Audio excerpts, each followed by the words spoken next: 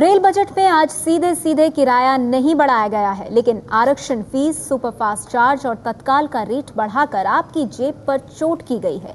इसके साथ ही रेल मंत्री ने अपने बजट में कई ऐसे ऐलान किए हैं जिसके बाद कहा जा रहा है कि ये रेल बजट चुनाव को ध्यान में रखकर बनाया गया है। सवाल ये है कि क्या ये बजट चुनाव जिताएगा? दरख्त पर बैठे परिंदे को गिरने का भय नहीं, इसलिए नहीं कि शाखा मजबूत है, विश्वास है उसे खुद के पंखों पर। क्या पवन बंसल ने पेश किया चुनावी रेल बजट? क्या वोटरों को ध्यान में रखकर बनाया गया रेल बजट? पवन बंसल के रेल बजट की प्रधानमंत्री से लेकर वित्त मंत्री ने खूब तारीफ की है, तो बीजेपी समेत दूसरे विपक्षी दलों ने बताया है इसे चुनावी रेल बजट। क्या वाकई में ऐसा है? सीधा किराया नहीं बढ़ाया। पवन बंसल ने सीधे सीधे रेल किराया नहीं बढ़ाया है, हालांकि उन्होंने रिजर्वेशन फीस, सुपरफास्ट चार्ज और तत्काल चार्ज बढ़ाकर किराए तो बढ़ा ही दिए हैं। रेल बजट में यह ऐलान भी किया गया कि साल में 2 बार किरायों पर फ्यूल सरचार्ज लगेगा, यानी 2 बार बढ़ोतरी तो होगी ही। लेकिन सवाल यह है कि क्या सीधा किराया ना बढ़ाकर सरकार को फायदा होगा? ठगा सा महसूस कर रहा हूँ। मुझे लग रहा है कि इससे तो अच्छा कि किराया भी बढ़ा देते, क्योंकि इतना ज़्यादा बढ़ाया है और आजकल जो हालात है, रिजर्वेशन सबको कराना पड़ता है, तत्काल के टिकट लेने पड़ते हैं और इससे मध्यम क्लास के ऊपर बहुत चोट पड़ेगी। तो मुझे लगता है कि चुनाव हार भी सकते हैं। अच्छा रास्ता खोल दिया और ये उन्होंने कह दिया कि अगर कीमत बढ़ेगी फ्यूल की तो फिर अपने आप कीमत भी बढ़ जाएगी, तो वो अपना पल्ला झाड़ देंगे। आगे से ये जो खतरा लगा रहता था कि बढ़ाएंगे किराया नहीं बढ़ाएंगे, उसको लोगों ने ऑटोमेटिक कर दिया है। चुनाव वाले राज्यों को ज्यादा ट्रेनें।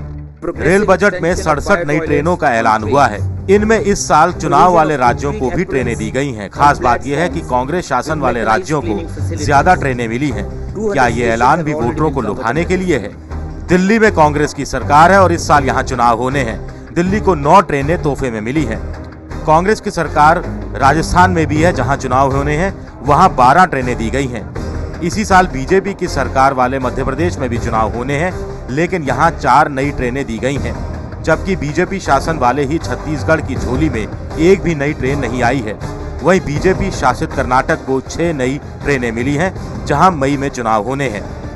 हालांकि जानकार कह रहे हैं कि इस बार सरकार ने खास इलाकों के लिए ट्रेनों का ऐलान नहीं किया। सबसे ज्यादा हल्ला होता है और ये अलग अलग नाम मंत्रीगण पढ़ते हैं, वो नाम पढ़ नहीं पाते हैं, तो वो जो है वहाँ रपटन पैदा करता है सांसदों के लिए, क्योंकि उनको लगता है कि अब इसी से उनका खेल होगा। अपने क्षेत्र में जाकर वो कहेंगे कि हमने यहाँ पर कुछ किया। वो यहाँ पर एक तरीके से दिखाई दे। रायबरेली पर मेहरबानी। कांग्रेस की मुखिया सोनिया गांधी के संसदीय क्षेत्र रायबरेली पर रेल बजट में फिर मेहरबानी दिखाई गई। एक और रेल फैक्ट्री लगाने का ऐलान हुआ है, जबकि पहले से ही यहाँ रेल कोच फैक्ट्री है। क्या ये सोनिया गांधी के साथ साथ रायबरेली के वोटरों को खुश करने की एक कवायद है? पूरे राजनीतिक पार्टी की का एक अपना एक ये होता है, वो अपने फोकस पे उन्होंने किया है। ये सही बात है कि जब ये लोकेशन होता है, इसमें बहुत सारे चीज़ें होती हैं, उसको वो फॉलो किया कि नहीं, पता नहीं कि रायबरेली में ही क्यों लगना चाहिए, कहीं और इससे बेहतर जगह होता कि नहीं होता। सिर्फ बीजेपी की नहीं, पूरे संसद की कि ये रेल बजट नहीं, रायबरेली बजट है। रायबरेली अमेठी में दिया, मुझे कोई आपत्ति नहीं, आपत्ति दीजिए, लेकिन आप मैनपुरी क्यों छोड़ा, बदायूं क्यों छोड़ा, कन्नौज क्यों छोड़ा, इटावा क्यों छोड़ा, एटा क्यों छोड़ा, बुंदेलखंड क्यों छोड़ दिया, फरुखाबाद क्यों छोड़ दिया? बजट सबके लिए होता है, लेकिन एक ही जगह केवल कांग्रेस पार्टी की समर्थित या कांग्रेस पार्टियों के लिए ये बजट है और किसी के लिए बजट है। रोजगार का बड़ा वादा।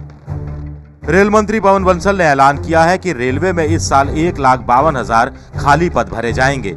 इनमें से 47,000 पद कमजोर वर्गों और विकलांग लोगों के लिए रहेंगे। सवाल है कि क्या इतने बड़े पैमाने पर भर्तियों का ऐलान भी चुनाव को ध्यान में रखकर किया गया है? मनरेगा को रेलवे से जोड़ने की पहल। रेल बजट में रेलवे को सरकार की महत्वाकांक्षी योजना Mahatma Gandhi national rural employment guarantee act यानी मनरेगा से जोड़ने की बात भी कही गई है।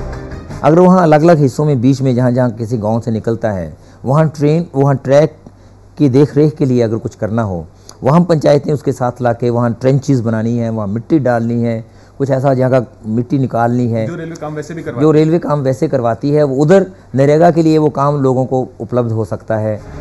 कांग्रेस को पिछला लोकसभा चुनाव जितवाने में मनरेगा योजना ने बड़ा योगदान दिया था। क्या इस बार भी ये दाव चुनावी रणनीति को ध्यान में रखकर किया गया है? जो चुनाव वाले राज्य हैं उन पर ज्यादा ध्यान दिया है, वो है कि मनरेगा को रेलवे प्रोजेक्ट्स के साथ जोड़ना। ये मनरेगा को भी फायदा देगा, रेलवे को भी। पहली बार मनरेगा में जो पैसा खर्च किया जाएगा वो प्रोडक्टिव एसेट्स पे खर्च होगा। पूरे देश का बजट है। दूसरा, 2-3 प्रोविजन बहुत ही नए थे। एक, मनरेगा को उन्होंने स्ट्रेस नहीं किया, लेकिन मेरे हिसाब से मनरेगा और रेलवे दोनों के लिए ये अगर ये जुड़ाव काफी फायदा करेगा। कड़वी दवा पहले ही पिलाई। जनवरी से किराया बढ़ाकर सरकार कड़वी दवा पहले ही पिला चुकी थी, तो क्या यही वजह है कि इस रेल बजट में सीधे सीधे किराए बढ़ाने का ऐलान नहीं हुआ? पहले ही वो यात्री भाड़ा जो था बढ़ा चुके थे। इस बजट में उन्होंने कहा कि एवरेज 5% हम बढ़ाएंगे माल भाड़े को। 5% माल भाड़ा अगर बढ़ता है तो जाहिर है कि आज जो महंगाई है उसमें और इजाफा होगा। एक चीज जो मुझे लगी, हालांकि पूरा नॉन पॉपुलिस्ट बजट तो कभी पॉलिटिकल बजट हो नहीं सकता है, मुझे लगा कि पॉपुलिज्म को थोड़ा सा कम करके प्रैग्मेटिज्म पे शंकर ने भी कहा कि वो उस तरह की प्रैग्मेटिज्म आई है जो मुझे लग रहा, लेकिन otherwise it's same old water in old bottles, not even new bottles. Rail मंत्री पवन बंसल को प्रधानमंत्री मनमोहन सिंह ने रेल बजट के लिए शाबाशी दी है, लेकिन ये शाबाशी क्या कांग्रेस को वोट दिला पाने में तब्दील होगी? जैसा कि विपक्षी दल और कई जानकारों को लग रहा है कि ये रेल बजट चुनाव में फायदा लेने के लिए बनाया गया है। एबीपी न्यूज के पैनल में आए एक्सपर्ट्स की प्रतिक्रिया तो मिली जुली रही है, लेकिन आखिरी फैसला आपको लेना है कि क्या ये रेल बजट आपके लिए है या फिर चुनाव के लिए। तो सवाल ये उठ रहा है कि क्या ये रेल बजट चुनावी है? हमारे आज की इस चर्चा में कुछ खास मेहमान हमारे साथ जुड़ गए हैं। हमारे साथ मौजूद हैं कांग्रेस पार्टी से नेता रेणुका चौधरी जी, बीजेपी के नेता पीयूष गोयल जी हमारे साथ इस चर्चा में जुड़ गए हैं, बीएसपी के नेता सुधींद्र भदौरिया जी हमारे साथ इस चर्चा में मौजूद हैं, साथ ही वरिष्ठ पत्रकार रशीद किदवई जी इस चर्चा में हमारे साथ मौजूद हैं और मेरे वरिष्ठ सहयोगी विजय विद्रोही इस चर्चा में हमारे साथ मौजूद हैं। आप सभी का स्वागत है। रेणुका चौधरी जी, चर्चा की शुरुआत आपसे करना चाहूंगी। जिस तरह का रेल बजट सामने आया है उसको लेकर के अब ये सवाल उठ रहा है कि क्या ये चुनावी बजट है, क्योंकि यात्री किराए में सीधे सीधे बढ़ोतरी नहीं हुई लेकिन पिछले दरवाजे से हुई है, यानी लोगों को आपने झटका दिया है लेकिन धीरे से।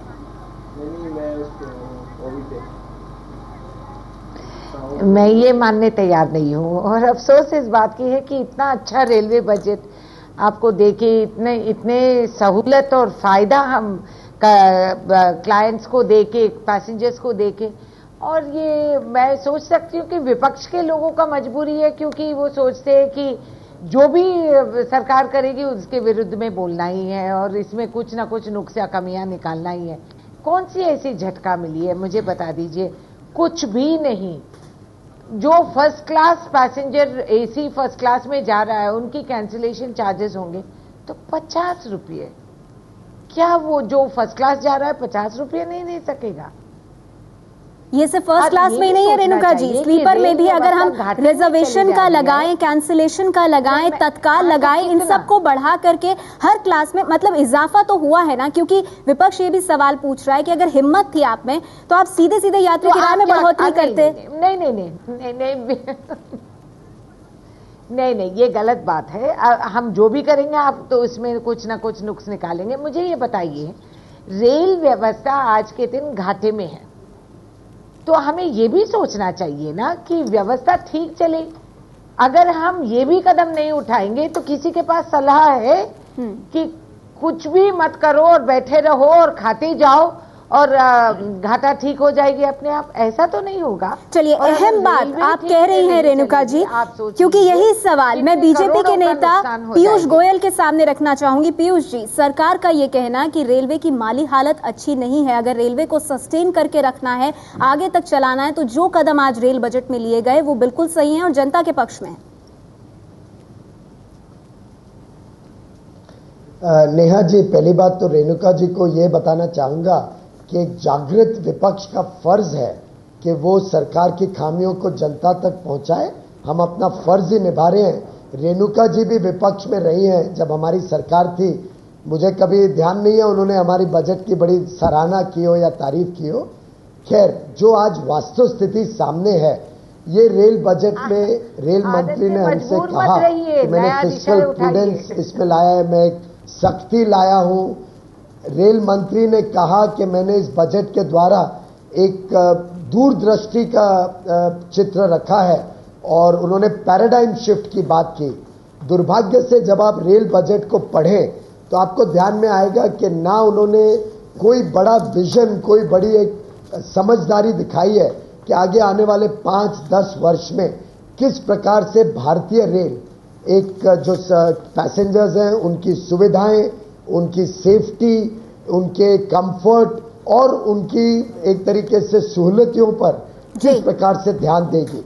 छोटी मोटी टिंकरिंग की गई है, कुछ नए रेल लाइंस, कुछ नई डबल कन्वर्जन ऑफ ट्रैक्स, ये सब अनाउंस किया है, लेकिन ये नहीं बताया कि जो 347 प्रोजेक्ट, 350 प्रोजेक्ट्स, जो कुछ तो प्रोजेक्ट्स 30-30 साल पुराने अभी तक खत्म नहीं हुए हैं, 140% ओवररन हुआ है प्रोजेक्ट्स में, सालों साल पता नहीं, उनका कुछ ठिकाना नहीं, उनके लिए सरकार क्या कर रही है। ठीक है, तो पीयूष जी आप ये कह रहे हैं कि रेलवे की आगे क्या दिशा होगी, इसको लेकर जो विजन है, जो रोड मैप है, वो नदारद है रेल बजट से। इस चर्चा को मैं आगे बढ़ाऊंगी, लेकिन उससे पहले सुदीन भदौरिया जी आपसे जानना चाहेंगे, विपक्ष लगातार इस बात को कह रहा है कि ये चुनावी बजट है, क्या लगता है आपको इस रेल बजट का फायदा कांग्रेस को मिलेगा, जनता का भरोसा मिलेगा कांग्रेस को?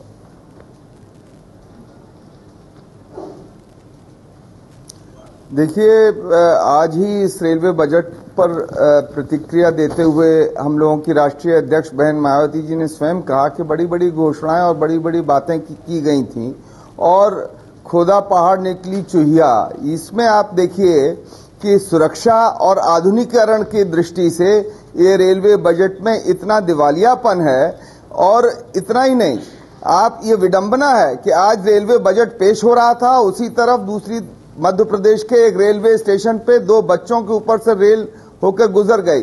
महंगाई के नाम किराया बढ़ा दिया इन्होंने, जनवरी के महीने में इन्होंने 2 बार किराया बढ़ाया। अब इन्होंने भाड़े का, मालगाड़ी का भाड़े का किराया बढ़ा दिया है, तो इससे कितनी और महंगाई बढ़ेगी, पूरे देश की जनता को मार सहनी पड़ेगी महंगाई की। तो चौतरफा निराशा ही पैदा हुई है इस बजट से। हमारे साथ वरिष्ठ पत्रकार दिबांग भी इस चर्चा में जुड़ गए हैं। दिबांग, जो बात विपक्ष कह रहा है कि यात्री किराया नहीं बढ़ाया लेकिन फिर भी झटका दिया है, अगर आपको यही सब करना था तो आप सीधे सीधे कर सकते थे, ये पूरी तरह से चुनावी बजट है, ये कहना विपक्ष का? ये बात इनकी सही है, लेकिन ये कहना कि ये पूरी तरह से चुनावी बजट है, ये भी उतना सही नहीं है, क्योंकि बहुत सारे कदम उन्होंने ऐसे उठाए हैं जो उन्होंने एक तरीके से अनुशासन में, जो वित्तीय अनुशासन है उसमें रहने की कोशिश की है। रेल जो रेल विभाग है एक तरीके से पटरी से उतरा हुआ था, उसको पटरी पर दोबारा लाने की इसमें कोशिश भी दिखाई देती है। उनके पास ना बहुत ज़्यादा समय है, ना बहुत ज़्यादा साधन है। उस हालत में जो जिस तरीके से जोड़ तोड़ के आप जो भी कर सकते थे वो उन्होंने करने की कोशिश की है और जो इसमें दिखाई देती है। लेकिन रशीद, एक सवाल यहाँ पर यह भी उठता है, यात्री किराए की अगर हम बात करें, लगातार इस पे कहा जा रहा है कि सीधे सीधे नहीं बढ़ाया आपने, लेकिन पिछले दरवाजे से आपने इसमें इजाफा किया है। रेल मंत्री ने एबीपी न्यूज से खास बातचीत में ये कहा है कि अब यात्री किराया भी माल भाड़े के आधार पर आगे आने वाले वक्त में बढ़ सकता है। जी नहीं, आपने बिल्कुल सही कहा। ये एक्चुअली ये जो मार्केट से लिंक कर रहे हैं उसके नुकसान ज़्यादा होते हैं, फ़ायदे कम होते हैं, क्योंकि रेल का जब किराया बढ़ेगा, और आज भी रेणुका जी को मैंने बड़े ध्यान से सुन रहा था, दरअसल बात यह है कि मध्यम वर्ग का एक बहुत बड़ा तबका ऐसा है जो अब शताब्दी से या AC 3 में जो है वो सफ़र करता है। तो ये लोग जो होते हैं ये बिल्कुल गरीब भी नहीं होते, और इनकी जो है औसत आमदनी वाले लोग हैं जिनको थोड़ा बहुत कंफर्ट सुविधा चाहते हैं, तो उनके ऊपर जो है सरकार ने काफ़ी, तो मुझे लगता है कि इससे जो है कोई पॉलिटिकल कांग्रेस को लाभ नहीं होने वाला है इलेक्शन से, और ये इसकी सबसे बड़ी कमजोरी है। बजट ओवरऑल जो है वो ठीक है, क्योंकि खुद पवन बंसल की पर्सनैलिटी कुछ ऐसी नहीं है कि जैसे पी चिदम्बरम की हो, तो उसका भी एक ऐसा होता है कि बजट पेश करने वाला का उसके अंदाज, उसके तेवर, वो सब हमें नहीं नजर आए। तो मुझे लगता है कि कांग्रेस को इससे कोई फायदा नहीं हुआ। विजय, आपको क्या लगता है, क्या कांग्रेस को इससे कोई फायदा नहीं होगा, या कहीं ना कहीं चुनाव जीतने को लेकर एक छाप जो है वो इस रेल बजट में दिखाई देती है?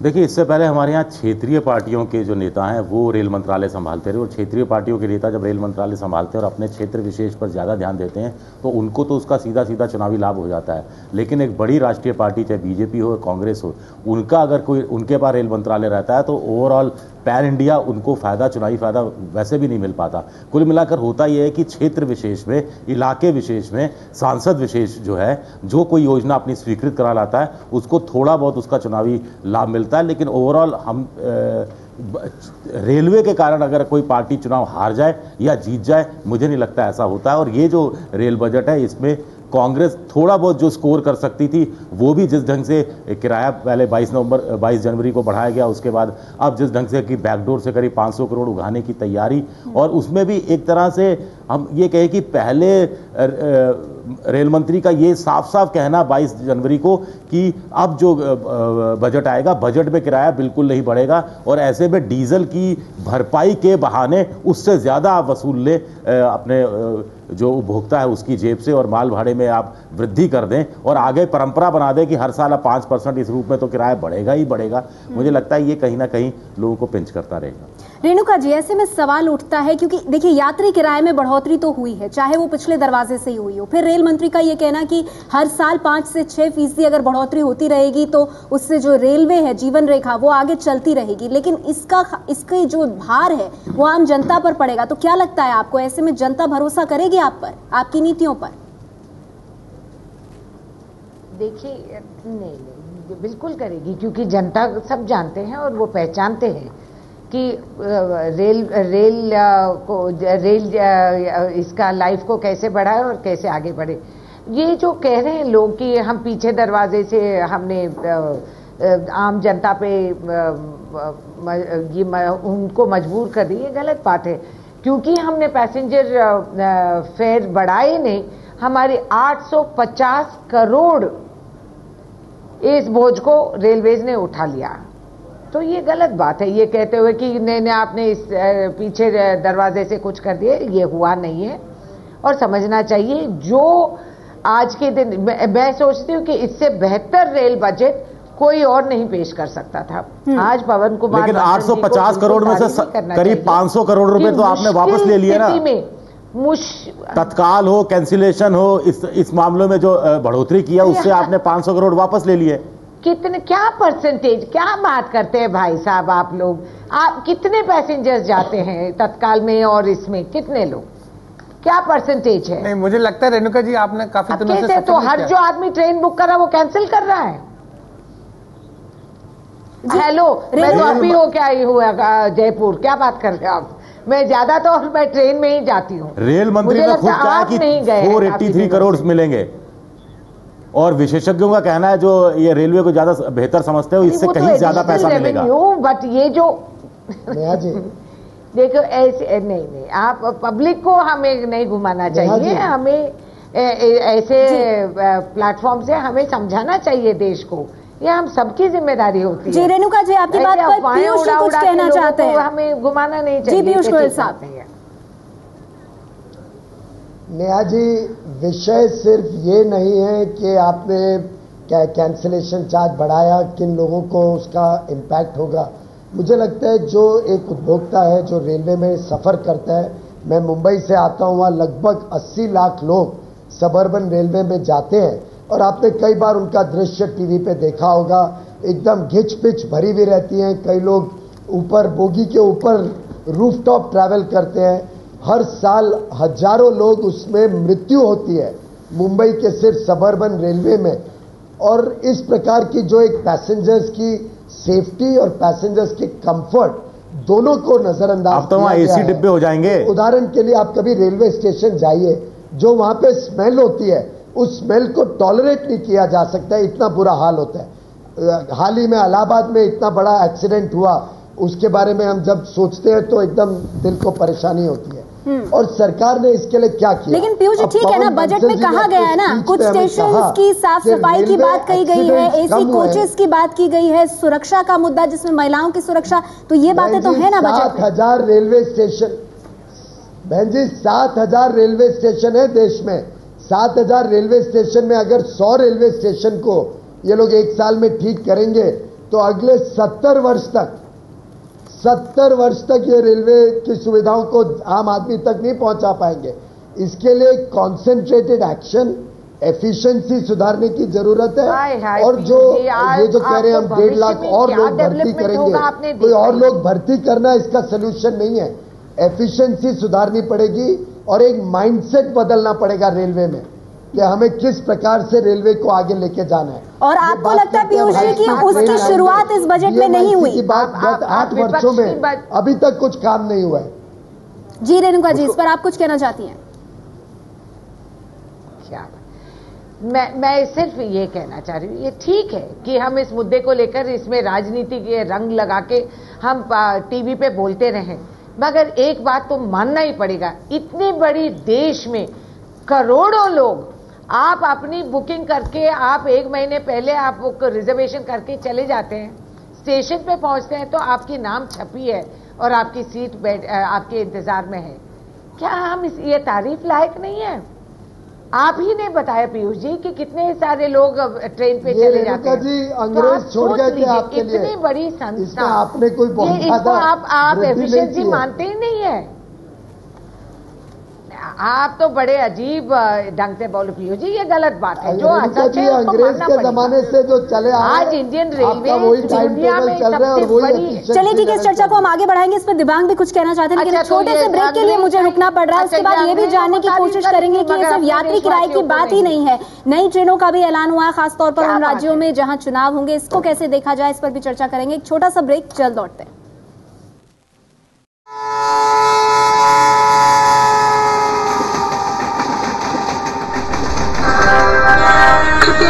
हम बने हुए हैं अपनी आज की इस चर्चा पर कि क्या जिस तरह से सरकार ने पिछले दरवाजे से बढ़ाया है रेल का किराया, क्या उससे चुनाव जीत पाएगी सरकार? लेकिन उसके साथ ही आपको यह बता दें कि एक खास बातचीत में एबीपी न्यूज से रेल मंत्री पवन कुमार बंसल ने यह भी कहा है कि अभी और महंगा हो सकता है रेल का सफर, यानी कि फ्यूल सरचार्ज यात्री किराए पर भी लग सकता है। आगे आने वाले दिनों में रेल का सफर और महंगा हो सकता है। दिव्यांग, रेल का सफर आगे आने वाले वक्त में और महंगा हो सकता है। अगर इस तरह के कदम सामने आएंगे तो क्या इससे चुनाव जीत पाएगी कांग्रेस पार्टी? बिल्कुल इस तरह से तो मुश्किल है, और ये बिल्कुल आप सही कह रही हैं कि जिस तरह से उन्होंने ये खिड़की एक तरीके से खोल के रखी हुई है, जिससे साफ है कि आने वाले दिनों में अगर वो देखेंगे तो किराया ऊपर नीचे और होंगे, और मेरे ख्याल से बढ़ने की उसकी ज्यादा आशंका है। और आप देखें बजट में तो डिटेलिंग नाम की चीज जो है वो सिरे से गायब है। यानी अगर आप अनिल काकोडकर कमेटी, जो कि इतने विस्तार से उन्होंने हर चीज को बताया हुआ है, मैंने वो पिछले दिनों ही पढ़ी अनिल काकोडकर कमेटी, उसमें उन्होंने बताया कि आप जो कोचेस हैं वो LHB वाले कोचेस लगाइए, यानी ऐसे कोचेस जो जब टक्कर होती है नया तो वो ऊपर चढ़ जाते हैं। जब वो कोचेज एक के ऊपर एक चढ़ जाते हैं तो उसमें लोग बहुत ज्यादा मारे जाते हैं। अब वो नई टेक्नोलॉजी से, जर्मन टेक्नोलॉजी से कोचेस बने जिसमें वो ऊपर नहीं चढ़ते हैं, और वो भारत में बन रहे हैं, कपूरथला में बन रहे हैं, पलक्काड में एक नई फैक्ट्री लगाने की बातचीत चल रही है। उस पर आपने कहा तो सही, पर आप कितनी मद उसमें खर्च करेंगे, कितनी राशि खर्च करेंगे, वो यानी दिशा एक तरीके से आपको दिखाई दे रही है, पर इच्छा शक्ति की कहीं कमी है, आपकी मंशा कुछ गड़बड़ लगती है। दूसरी आप बात देखिए, जिसको मैं विस्तार से हर बार कहता हूं कि मैनुअल स्कैवेंजिंग, यानी सर पर मैल ढोते हैं लोग, वो ऐसे लोग रेलवे में बहुत ज्यादा हैं, क्योंकि आपके पास जो टॉयलेट्स हैं उसमें सीधा आपका जो मल है वो ट्रैक्स पर गिरता है। वहां ये कहा गया था, जो ये कमेटी की रिपोर्ट आई, कि आप उसमें बायो टॉयलेट्स लगाइए। आपने उस बारे में कहा तो सही, लेकिन कितना पैसा खर्च करेंगे? क्योंकि अनिल काकोडकर कमेटी का कहना है कि उसमें 3000 करोड़ रुपया खर्च आएगा। क्या आप 3000 करोड़ वहां देंगे?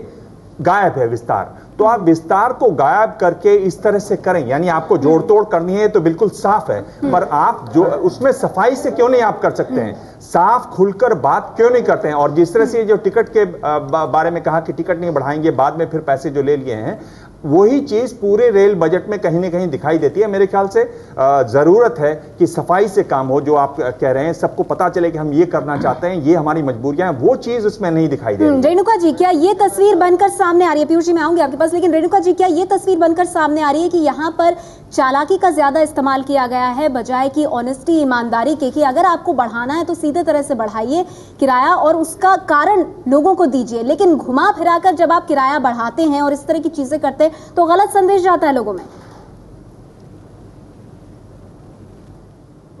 मैं हैरान हूं कि जितने लोग बोल रहे हैं वो तो हकीकत सुनाते ही नहीं, किसी को बोलते ही नहीं। 8000 रेलगाड़ी से 12000 रेल आज के दिन देश भर में घूमती है, देश को जोड़ते हुए विभिन्न प्रांतों पे, विभिन्न भाषाओं पे ये ट्रेन ही तो चलती रहती है, रेलगाड़ी चलती रहती है। और इसके लिए कितने सैकड़ों लोग इस गाड़ी में यात्रा करते हैं, और 2.5 करोड़ लोग करते हैं, सैकड़ों नहीं, 2.5 करोड़ लोग रोज यात्रा करते हैं। 2.5 करोड़ का आंकड़ा है। 900 करोड़ लोग साल में यात्रा करते हैं, सैकड़ों नहीं, बहुत ज्यादा है, सैकड़ों से। हाँ जी, हाँ मैं कह रही हूँ, मैं अंदाज के लिए कह रही थी। और जब इतना काम चल रही है, हम इसको इतना छोटा नजर से देख रहे हैं कि या हम खुले आम ये नहीं कह रहे, वो नहीं कह रहे, हमने पैसे सुनाए नहीं, कितने पैसे खर्चने वाले। क्या बात है, आज के दिन रेलवेज एक ऐसी संस्था है जो मैं सोचती हूँ इसके मापदंड में और कोई है ही नहीं। जो वो ठीक है, वो सब मानते हैं रेणुका जी, लेकिन डिटेलिंग की कमी दिखाई दी, विस्तार की कमी दिखाई दी, ये कहना है दिबांका हमारे साथ इस वक्त टीएमसी के नेता। अरे आप कह रहे हैं कि बजट है, बजट में आप बताएंगे नहीं कितना पैसा खर्च किया। आप कह रहे हैं कि पैसा नहीं बताया तो क्या बात है, बजट में क्या है आप बताएंगे कितना पैसा आपने खर्च किया। आप तो इतना शोर मचा दिए, पैसा आएगा ये बताएंगे कि नहीं बताएंगे। मंत्री को कहने की मौका नहीं दिया, आप सवाल पूछ सकते थे, आप सवाल पूछ सकते थे, आपने पूछा नहीं, शोर जी। रेणुका जी, हमारे साथ टीएमसी के नेता विवेक गुप्ता जी भी मौजूद हैं, हम उनके पास आपका सवाल ले जाते हैं। विवेक गुप्ता जी, सरकार का ये कहना कि अरसे बाद इतना अच्छा रेल बजट सामने आया है और अगर विपक्ष सुनने की हिम्मत रखता सदन में तो और भी कई बातें हैं जिनको खुलकर रेल मंत्री सदन के भीतर कह सकते थे। आम आदमी पे बोझ पड़ना इसी सरकार को अच्छा लग सकता है, दूसरे सरकारों को कभी भी अच्छा नहीं लगेगा। देखिए, ये आज रेलवे जो है इसका एक सामाजिक दायित्व है, ये कोई प्रॉफिट मेकिंग कॉरपोरेशन नहीं है जिसके घाटे और नुकसान के बारे में इतनी चर्चा की जाए, इतनी चिंता की जाए। रेलवे का दायित्व है बारामूला से कन्याकुमारी और इम्फाल से लेकर पूना तक लोगों को पहुंचाना, लोगों को एक सामाजिक दायित्व पूरा करता है। इसको करने के लिए भारत सरकार को जो भी करना पड़े वो करना चाहिए और भारत सरकार करती आ रही है और करती रहेगी। कांग्रेस से समर्थन कर रहे हैं मगर भाड़ा बढ़ाना जो है, आम आदमी जो इसी पर महंगाई पे और सब तरफ के मार से ऑलरेडी मरा हुआ है, उस पर और ये बोझ डालना बजाय इसके बजाय कि उसको ये बताए कि भैया तुम्हारे पर जो बोझ पड़ रही है कहां से हम पूरा कर सकें, ये आप सिर्फ इसी सरकार को कह रही है कि बढ़िया बजट है। हमको तो इसमें कोई बढ़ियापना नजर नहीं आता है। जी रशीद, इस पर आप कुछ कहना चाहते हैं? जी, लेकिन यहाँ मैं कह रहा था कि ये जो पवन बंसल साहब ने जो बयान दिया है कि इसको डीजल के जैसे प्राइस, इंटरनेशनल प्राइस ऊपर नीचे होंगे, उसके हिसाब से जो है यात्री किराया भी बढ़ेगा, ये बड़ा सिग्निफिकेंट है। ये Montek Singh Ahluwalia planning commission, PMO, ये लोग बहुत सी ऐसी सब चीज़ें आर्थिक सुधारों से लिंक करके है कि मार्केट ड्रिवन जितनी चीज़ें हो जाए वो। लेकिन बड़ा अजीब और बड़ा विरोधाभास नजर आया कि एक तरफ खाने पीने का, कैटरिंग का काम, पानी का काम, लॉन्ड्री का काम, वो तमाम चीज़ें जो हैं वो रेलवे अपने कंट्रोल में करना चाहता है, और उसके साथ साथ लेकिन यहाँ पर आर्थिक सुधार की बात कर रहे हैं तो उसमें एक विजन या एक क्लैरिटी जो है वो नहीं है। अगर रेलवे को अगर पैसा कमाना है तो वो इन सब चीज़ों को प्राइवेटाइज करे। बहुत सी अच्छी फूड चेन्स है जो करेंगे। रेलवे का खाना बहुत ही खराब होता है, ये सब जानते हैं, लेकिन फिर भी रेलवे उसको छोड़ना नहीं चाहता। वो बड़े बड़े बेस किचन बनाना चाहते हैं, ये करना चाहते हैं, वो करना चाहते हैं। इन सब कामों में रेलवे को घुसने की क्या जरूरत है? विजय, मैं आपके पास आऊंगी, लेकिन उससे पहले सुधींद्र भदौरिया जी, आप कुछ कहना चाहते हैं? सुधींद्र भदौरिया साहब। जी हाँ, इस रेल बजट में एक व्यापक दृष्टिकोण का अभाव है। जैसा दिबांग जी ने कहा, ये जोड़ तोड़ का एक बजट है, बल्कि मैं इसको एक कदम और बढ़ाना चाहूंगा कि एक तिकड़म के जरिए, अभी रेल मंत्री जी कह रहे हैं कि हम 6 महीने में फिर किराया बढ़ा सकते हैं, तो ये 2 महीने पहले किराया बढ़ाएंगे, 6 महीने बाद में किराया बढ़ाएंगे, पर जब बजट पेश करेंगे तब लोगों को गुमराह करने की कोशिश करेंगे। और 24,000 करोड़ रुपए के घाटे वाले रेलवे विभाग में इन्होंने एक व्यापक दृष्टिकोण के साथ एक ऐसी रणनीति और ऐसी दिशा देनी चाहिए थी कि जिससे रेलवे का आधुनिकीकरण होता, इसमें जितने यात्री चलते हैं उनकी सुरक्षा के लिए व्यवस्था होती, और न आधुनिकीकरण के लिए कोई इन्होंने कोई दृष्टिकोण रखा है और न सुरक्षा के लिए कोई दृष्टिकोण रखा, और जिससे हम देख रहे हैं आज ही दुर्घटनाएं हमारे सामने। आप कह रहे कोई दृष्टिकोण नहीं है, लेकिन पीयूष गोयल साहब, सवाल तो ये भी है ना कि मनरेगा को जैसे रेल सेवाओं के साथ जोड़ा गया है, ये तो एक अच्छी पहल है, तो जो कुछ अच्छा है आप उसे भी मानने को तैयार नहीं? नेहा जी, मनरेगा को सिर्फ रेल के साथ नहीं जोड़ना चाहिए, उसको इस देश में इंफ्रास्ट्रक्चर के साथ जरूर जोड़ना चाहिए, पर यह बहुत छोटा एक्सपेरिमेंट के रूप में किया है। मेरा सवाल रेणुका जी से ये है, उन्होंने कहा हमने 8,000 से 12,000 ट्रेनें कर ली। आज 65 वर्ष हो गए इस देश की इंडिपेंडेंस को, आज भी 53,000 किलोमीटर जो अंग्रेज छोड़ गए थे, आज हमारे पास 64,000 है। सिर्फ 10,000 किलोमीटर की वृद्धि 65 वर्षों में, जिसमें 54 वर्ष कांग्रेस की सरकार रही है, जो मैंने पहले भी कहा था कोई विजन नहीं है। दूसरा, ये सरकार ने लोगों को गुमराह किया कि नंबर ऑफ एक्सीडेंट्स 0.41 पर मिलियन किलोमीटर से 0.13 हुए, लेकिन उन्होंने सच्चाई तो सामने लाई नहीं। ये सिर्फ वो फिगर है इन नंबर ऑफ एक्सीडेंट्स, लेकिन अगर जिन लोगों की मृत्यु हुई उसको सामने देखें तो रेणुका जी, आपसे बहुत संक्षेप में मैं जानना चाहूंगी, विपक्ष का ये कहना कि लंबे समय तक आप सत्ता में रहे हैं, पिछले 8 सालों से भी आपकी सरकार थी, तो अगर रेल मंत्रालय का खराब हाल हुआ है भारतीय रेलवे का, उसके लिए बड़ा जिम्मेदार कौन है? रेणुका जी, ठीक है पीयूष जी, सुन लीजिए रेणुका जी। सिक्योरिटी के साथ खिलवाड़ हो रहा है, लोग मर रहे हैं। आज मुंबई में सबर्बन ट्रेन में गत 3 वर्षों में 11,000 ठीक है पीयूष जी, आपने अपनी बात कह दी, अब आप सुन लीजिए रेणुका जी को। जी रेणुका जी बोलिए। मुझे लगता है इन सब चीजों पे भी आपको लोगों का ध्यान आकर्षण करना पड़ेगा। तो बार बार बोलते रहते हैं बॉम्बे सबर्बन, जो गैर कानूनी ढंग से लोग ट्रेन के ऊपर चढ़ जाते हैं, लटक के चल जाते हैं, ये सब ठीक है? इसको हम रेलवे को ही जिम्मेदार खड़ा करें? क्यों? देशवासी होकर हमारी अपनी कोई जिम्मेदारी होती नहीं है क्या? पर रेणुका जी, सवाल ये है कि लोग चढ़ते क्यों हैं सर? लोग कोई अपनी इच्छा से थोड़ी चढ़ते हैं। आपने रेल नहीं दी, वही लोग बेचारे को काम पे जाना क्या करेंगे? रेल की छत पे इसलिए चढ़ते हैं। आप ये सोचिए चढ़ते क्यों हैं? क्या आदमी खुशी से चढ़ता है रेल के छत पर? नहीं, क्योंकि आपने रेल दी नहीं हुई है, इसलिए मजबूरी में चढ़ता है आदमी, अपनी जान को जोखिम में डालता है। ठीक है, उस बात में कई सारी बातें, जाहिर सी बात है कि कई शिकायतें भी हैं, कई सवाल भी हैं, उनका जवाब लेंगे, चर्चा को आगे बढ़ाएंगे। फिलहाल रुकने कुछ देर के लिए, फौरन हाजिर हो।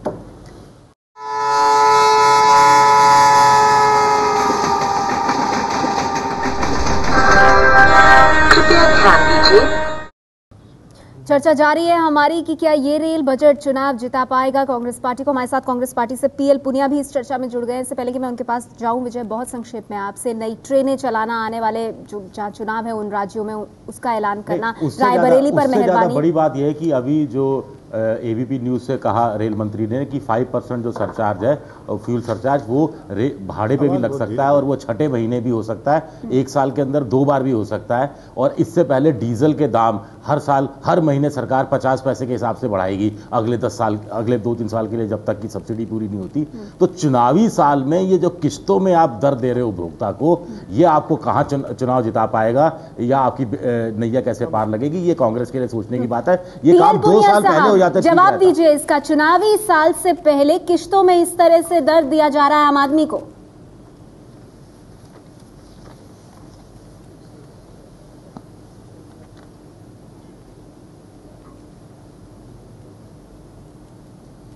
पुनिया जी, क्या आप हमें सुन सकते हैं? हेलो जी पुनिया जी, आपसे सवाल ये कि चुनावी आवाज बहुत कम आ रही है, आपकी आवाज पहुंच नहीं रही है। जी पुनिया साहब, आपसे ये जानना चाहेंगे कि चुनावी साल से ठीक पहले इस तरह से, जी मैं वही पूछ रही हूँ आपसे, चुनावी साल से ठीक पहले इस तरह से किस्तों में जो महंगाई बढ़ाने की बात हो रही है, अब रेल मंत्री का ये कहना कि फ्यूल सरचार्ज आगे आने वाले वक्त में यात्री किराए पर भी लगेगा, यानी कि धीरे धीरे ही सही किराया बढ़ेगा, महंगाई बढ़ेगी, ऐसे कैसे जीतेंगे आप चुनाव?